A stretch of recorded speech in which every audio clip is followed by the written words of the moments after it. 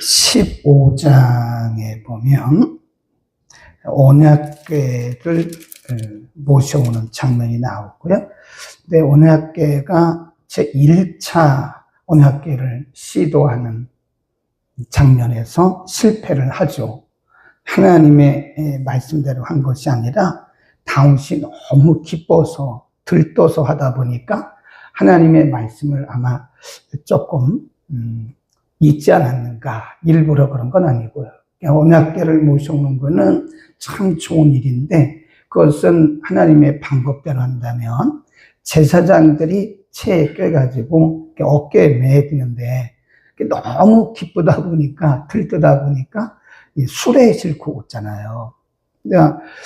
수레에 싣고 오다가 언약궤가 막 뛰니까 우사라는 사람이 딱 잡잖아요. 하나님이 우사를 현장에서 치셨어요. 근데 그런 거를 우리가 보면 우리가 하나님의 일을 할 때도 너무 막 기쁜 건 좋은데 너무 들떠서 하다 보면 이 말씀에서 벗어날 수가 있다. 그러니까 다윗이 두려운 거죠. 이게 내가 기쁨으로 하긴 했지만 말씀대로 안 하니까 이렇게 되는구나. 그래서 예루살렘 성으로 바로 모셔오지를 못하고 어디로 가요? 오베데돔의 집에 갑니다. 3개월 동안 그 무서운 언약궤를 오베데돔의 집에 머물게 하는 거죠. 그러니까 오베데돔은 어떤 복을 받은 거예요? 갑자기 복을 받은 거예요. 갑자기. 사실은 하나님의 언약궤를 아무나 모셔갈 수는 없거든요. 근데 다윗이 그 오베데돔의 집에 그걸 좀 맡아달라고 잠시만 보관하는 거예요. 보관. 근데 그 보관의 3개월 동안에 하나님은 오베데돔과 그의 가문에 큰 복을 주셨다. 그러니까 때로는 우리가 하나님께서 어떤 일을 맡기실 때 좀 부담이 될 때가 있다고요. 오베데돔이 얼마나 부담이 됐겠어요. 우사라는 사람이 그거 만졌다가 즉시 하나님께서 그를 치셔서 죽었는데 어쩌면 자기도 그럴 수 있다는 그런 부담감이 있지만 그래도 우연부담을 안고 언약궤를 자기 집에 3개월 동안 모셨는데 그 기간이 오베데돔에 있어서는 큰 축복의 기간이었다. 그러니까 때로는 하나님께서 우리에게 이런 축복의 기회를 주세요. 어느 날 갑자기. 근데 그것을 우리가 잘 보셔야 된다고요. 좀 우연부담이 있다고 해서 그걸 거부하면 하나님께서 우리에게 주시려는 축복을 우리가 거부하는 거나 똑같은 거예요. 그리고 나서 이제 히람이라고 하는 두로왕이 지금 오베데돔의 집에 하나님의 언약궤를 모셔 있고 그리고 나서 이제 이렇게 이쪽에서는 이쪽대로 진행되고 있는 거죠. 두로왕 히람이라는 사람이 많은 재료를 다윗에게 보내요. 사실 있을 수 없는 거거든요. 오늘날로 말하면 다른 나라 왕이, 대통령이 당신 그 왕궁을 지어라 그러고 굉장히 많은 재료를 보내줘서 그때 이 왕궁을 짓잖아요. 그 왕궁에 거하고 있는데 그때 공격을 받는 거예요. 블레셋 군대가 이 사람들이 보니까 다윗이라는 사람이 왕이 되고 이스라엘이 평안하니까 블레셋이 군대를 이끌고 와서 그 성을 예루살렘 성을 공격을 하는 거죠. 항상 보면 호사다마라고 호사다마 좋은 일이 있을 때는 반드시 사단의 공격도 있어요. 그러니까 우리가 일이 잘 되고 형통할 때는요 항상 긴장하고 있어야 됩니다. 흥분하면 안 돼요. 우리가 하나님께서 우리에게 복을 주시고 알지도 못하는 두로왕 히람 같은 사람이 우리에게 은혜를 주고 가정적으로 사업적으로 자녀들에게 복을 주실 때 우리가 들떠서 이 긴장을 풀잖아요. 그러면 사단의 공격이 반드시 옵니다. 사단은 아주 우리가 잘 되는 것을 시도해요. 질투를 합니다. 그럴 때 다윗이 블레셋의 공격을 받잖아요. 이런 면을 우리가 봐야 됩니다. 그때 이제 국가적인 위기를 만났을 때 잘못하면 다윗이 그냥 자기의 생각과 자기의 경험으로 나가서 블레셋과 전쟁하기 쉽다고요. 기도도 안 하고. 그건 백전백패죠. 근데 다윗은 2번 다 하나님 앞에 기도해. 첫 번째 기도해서 하나님 지금 블레셋이 이렇게 왔는데 치러 갈까요? 하나님 말씀하기를 치러 가라. 내가 너와 함께 하겠다. 그래서 그때 다윗이 하나님의 음성을 들은 거예요. 내가 너와 함께 하겠다고 하는 다윗이 하나님의 음성을 듣고 나가서 칠 때 하나님께서 물을 밀어냄같이 블레셋 군대를 뭐 했어요? 밀어내서 승리했잖아요. 그것을 우리가 뭐라 하겠어요? 바알브라심. 하나님께 기도하고 하나님의 명령을 따라서 전쟁에 나갔더니 하나님께서 블레셋 군대를 다 물 밀듯 밀어붙이셨다. 그래서 그게 바알브라심입니다. 그리고 나서 다윗이 전쟁에서 이기고 나서 2번 이겼잖아요. 그리고 나서 또 하나님의 언약궤에 마음이 가 있는 것. 이게 하나님의 사람들의 특징입니다. 우리가 잘 될 때, 잘못하면, 우리가 형통할 때 하나님을 잊어버리기 쉽거든요. 블레셋과의 전쟁에서 하나님이 승리를 주시고 나서 다윗은 여기 지금 오베데돔에 머물러 있는 하나님의 언약궤가 생각이 난 거예요. 우리 그런 거를 배워야 됩니다. 우리가 잘 될 때 너무 흥분하다 보면 하나님께서 원하시는 것이 무엇인지를 잊어버리기 쉬워요. 그래 그때 다시 오베데돔의 집에 있는 언약궤를 모셔오는데 이번에는 1차에서는 실패했으니까 2차에서는 이제 하나님의 말씀대로 하잖아요. 그래서 제사장들, 레위인들을 다 준비하고 심지어는 이제 찬양하는 헤만, 아삽, 여두둔 이런 사람들을 다 준비해가지고 다 준비를 시킨 거예요. 그리고 하나님의 말씀대로 언약궤를 어깨에 메고 4명이서 어깨에 메고 예루살렘 성으로 들어옵니다. 그때 어떻게 했죠? 이 다윗이 너무 에봇을 입고 너무 기쁘니까 덩실덩실 춤을 춘 거예요. 그러니까 어떤 성경에 보면 그때 다윗이 입고 있었던 속바지, 에봇에는 속바지가 있다고 그랬잖아요. 속바지가 벗어지는 거예요. 그것도 모르고 다윗이 덩실덩실 춤을 추는 거예요. 왜 그럴까요?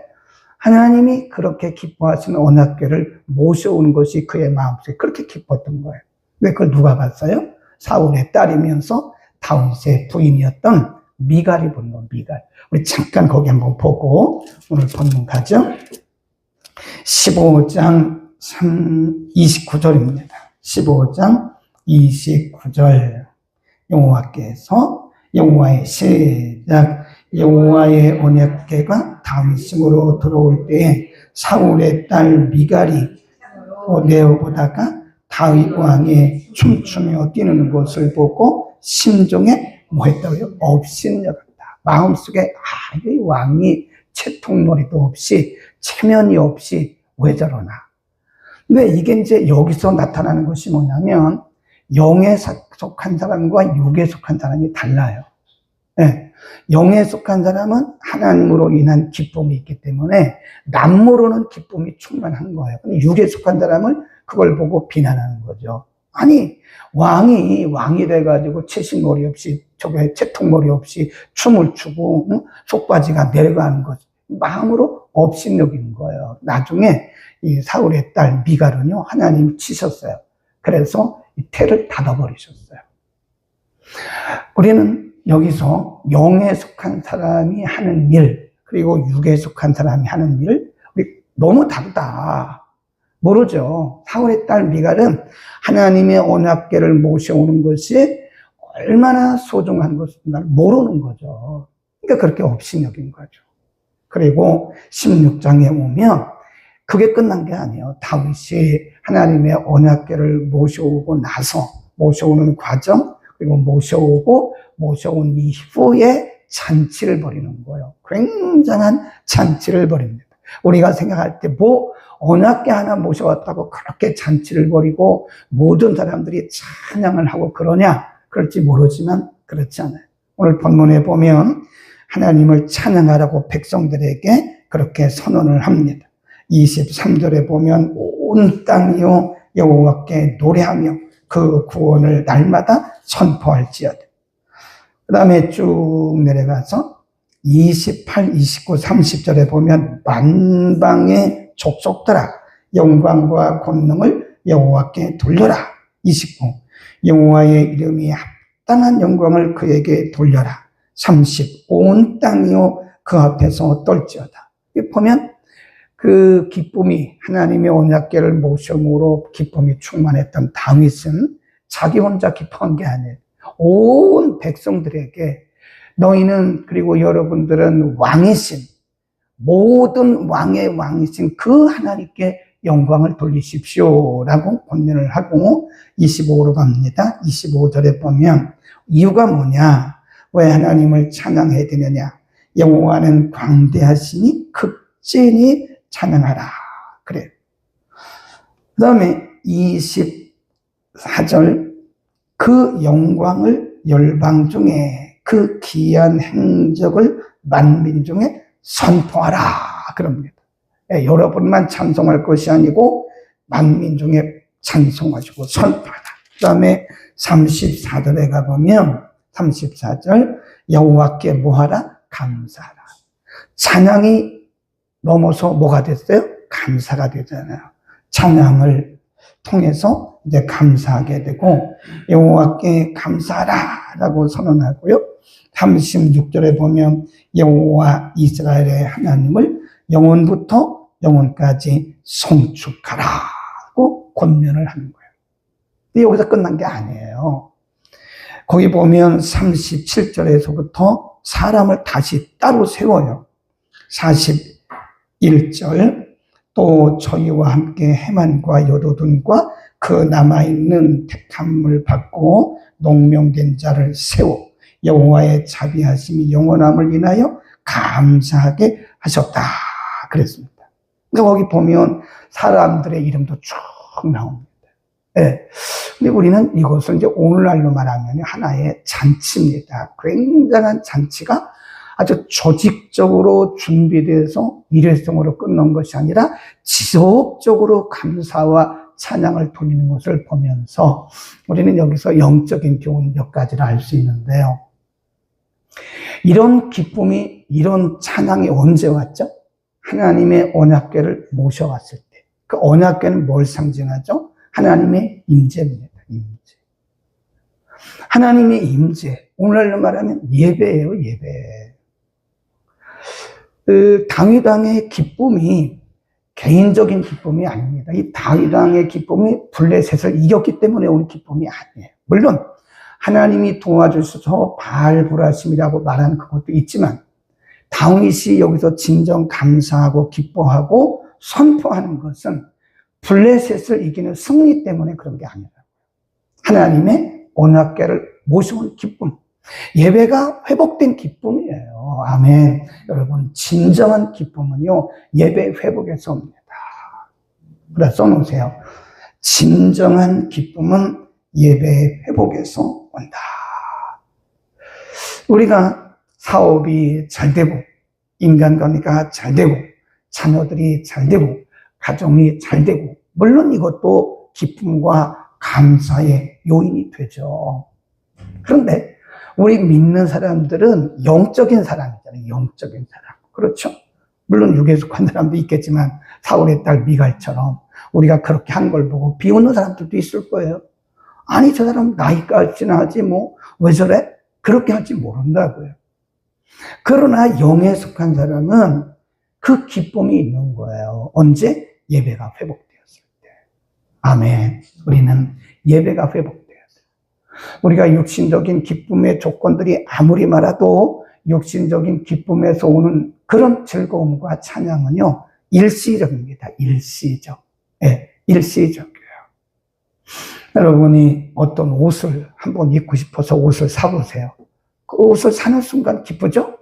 한 2번, 3번 입어보세요. 별거 아니에요. 별거 아닙니다. 네.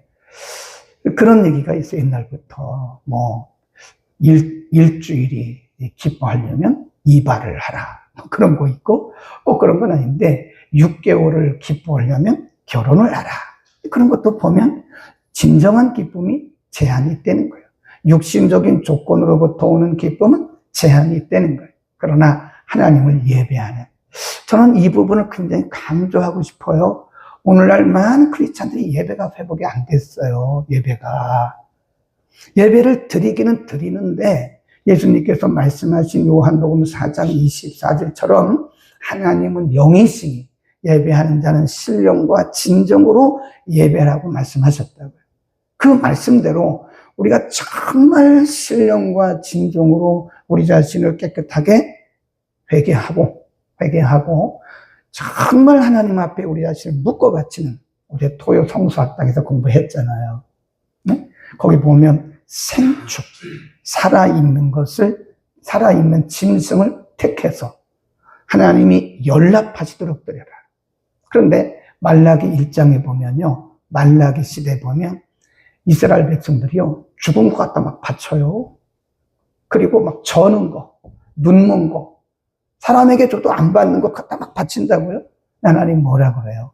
말라기 선지자를 통해서 너희가 이거 가져왔는데 내가 이거 받겠냐? 너희가 내게 드린 거 갖다가 한번 너희 총독에게 드려봐. 총독이 받겠냐? 그러니까 이 이스라엘 백성들이요, 바벨론에서 돌아오고 나서 성전 재건하죠, 성벽 재건하죠. 요때는 잘했어요. 요때는. 근데 그때로부터 100년이 흘러갔다. 그때로부터 100년이 흘러갔을 때 이야기가 말라기 시대예요. 이때는 이 사람들의 신앙이 흐지부지 돼버린 거예요, 다. 그러니까 예배를 드리기는 드려요. 번제를 드리기는 드립니다. 네. 월삭을 드리기는 드려요. 유월절을 지키기는 지켜요. 근데 중심이 다 빠져버린 거예요. 그러니까 그게 신령과 진정으로 드리는 게 아니거든요. 어쩌면 우리도 말라기 시대의 사람들처럼 그렇게 사는지도 몰라요. 어쩌면 그냥 형식적으로 세레머니 하듯이 우리의 중심은 다 빠지고 생축을 드리라고 그랬는데 생축이 아닌 죽어있는 거 갖다 드리는지도 모른다고요. 다시 한번 강조하는데, 우리의 신령한 기쁨은 어디서 와요? 신령한 찬송은 예배의 회복입니다. 우리 생각해야 돼요.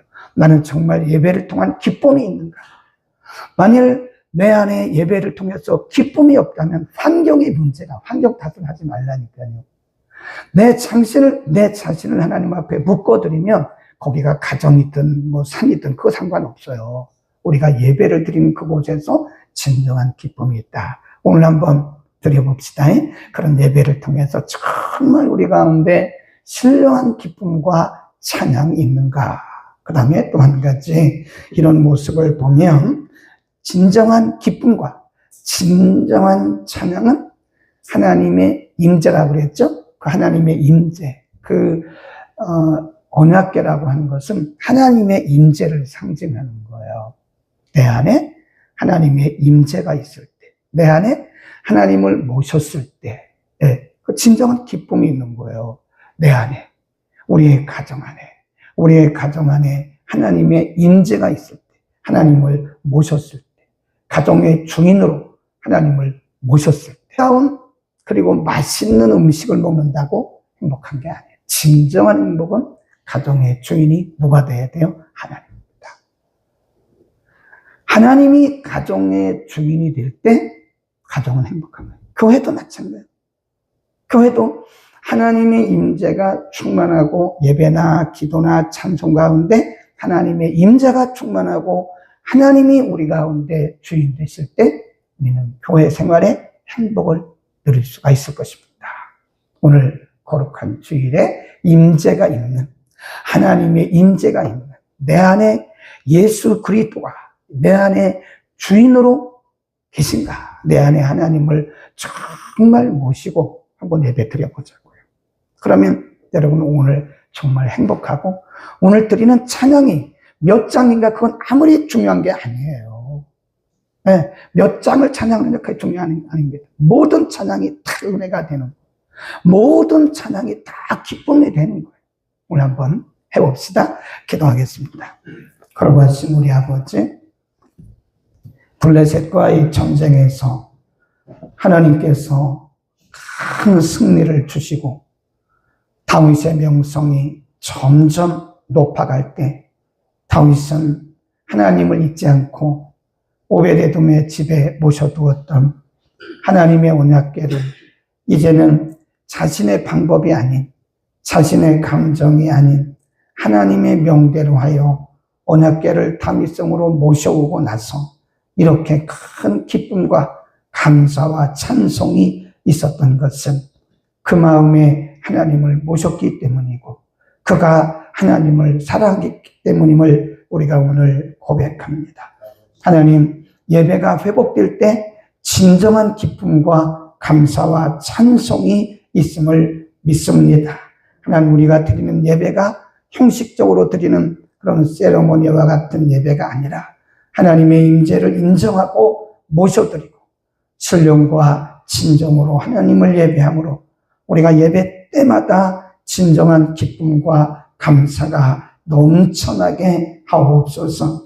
우리 개인의 중심에 하나님을 모시게 하시고 우리 가정이 모든 가정들이 하나님을 가정의 주인으로 모시고 섬김으로써 가정마다 신령한 은혜와 기쁨이 강물처럼 흘러가게 하옵소서. 오늘도 성부와 성자와 성령의 이름으로 모여 예배하는 지구촌의 모든 교회들을 하나님 은혜로 덮어주시고 오늘도 생명의 말씀을 전달하는 주의 종들에게 입술에 기름 부어주셔서 생명의 복음이 온 땅에 강물같이 흐르게 하시고 이전에서 드리는 아름다운 예배, 유치유년, 중고등, 청년, 대학부, 영어 예배, 주일날 예배, 밤 예배 이르기까지 모든 예배마다 하나님의 임재가 있게 하옵소서. 예수 그리스도의 이름으로